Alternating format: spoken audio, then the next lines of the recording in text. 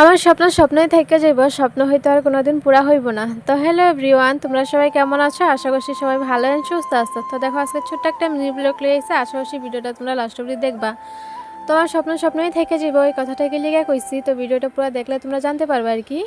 তো দেখো কালকে কতগুলো কাপড় ধুইছিলাম, তো কাপড়গুলো কালকে মানে গুছিয়ে রাখি নাই, তো আজকে সুন্দর করে গুছিয়ে রাখতেছি আর কি, কালকে সময় পাইছি না।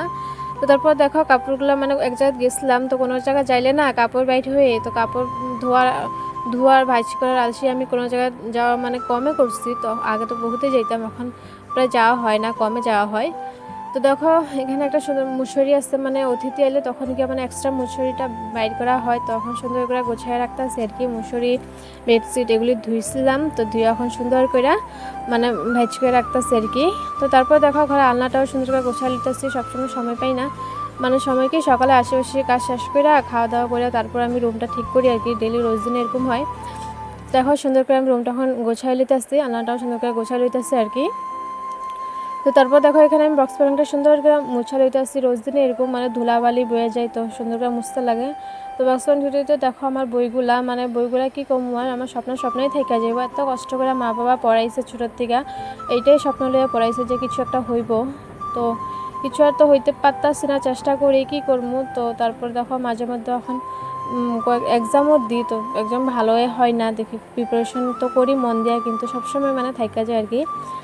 তো এটাই, এই যে কিছু একটা করার লিগে মা বাবা পড়ায় সুন্দর করে, কিছু স্বপ্ন থাকে কিন্তু মা বাবার স্বপ্ন পুরা করতে পারি না, স্বপ্নই থেকে যায় আর কি।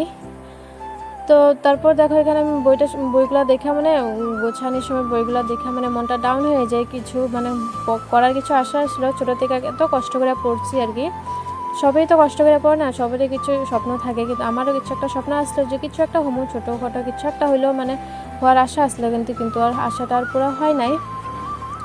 তো আর কী করবো, তো এইটাই তার লেগে মানে মনটা খারাপ লাগছে আর কি। তো তারপর দেখো আমি বক্স প্যান্টটা সুন্দর করে মানে গোছাইয়া মুছামুছি করে এখন ড্রেসিংটাও সুন্দর করে মুছা লইতেছি আর কি।